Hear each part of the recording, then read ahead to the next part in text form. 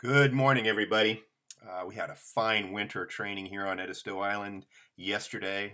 Warm weather, really great training session on a double-blind tactical situation. This trail was fantastic. The handler did a great job of calling the proximity alert and then reacting to it. The problem was that he compressed time a little bit and pushed things a little bit too fast.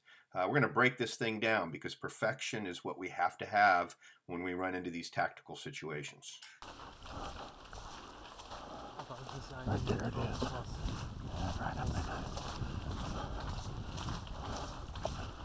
So the dog's actually been throwing a series of proximity alerts already. He knows he's getting close because he's getting swirling wind coming to his nose. But right now is when he really figures it out, right here. Good, strong alert, and it's almost too close.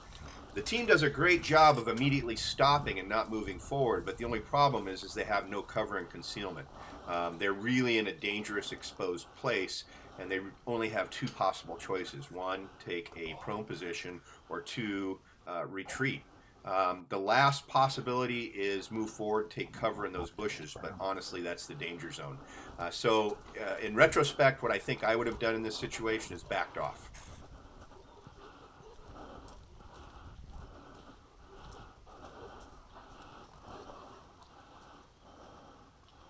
Okay, so the dog is still alerting really hard, so you've got to assume that this little island is where your subject is. The hardest alert was just here to the left, but the dog is looking right and left.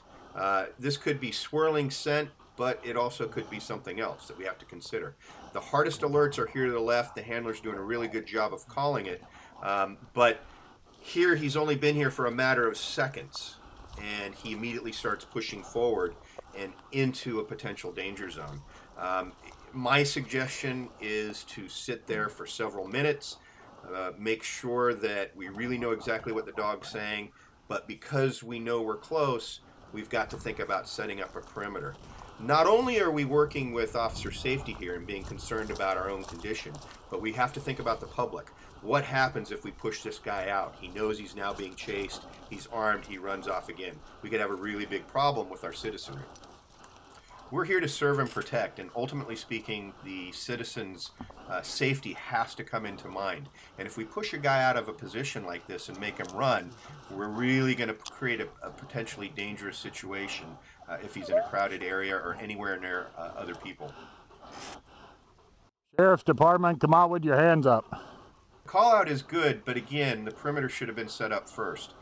The other issue is I think I would have just sat down here and really paid attention to the dog for a couple minutes before making any decisions at all. You're not really in a position of safety because there's no cover here. This is just concealment.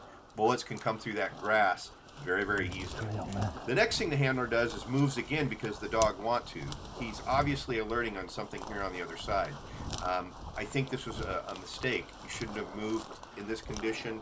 I think we should have just locked this thing down and make sure that we consider the safety of ourselves and everybody else before we moved anywhere.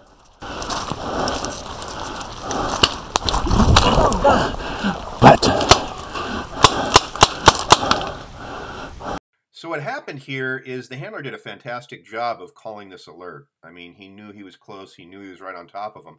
But what happened in the adrenaline rush of all of this going down, he compresses time. And what I mean by compressing time is that everything is moving faster in his mind than really what it's doing. When this happens, we have a tendency to think 30 seconds is 5 minutes. We move too fast, we make decisions very rashly.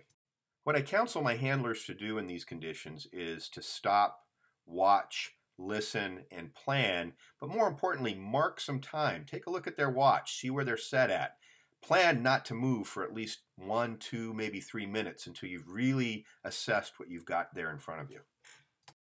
Overall, great trail, great proximity alert, but we need perfection to stay alive.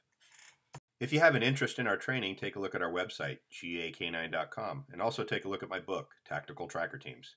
Thank you.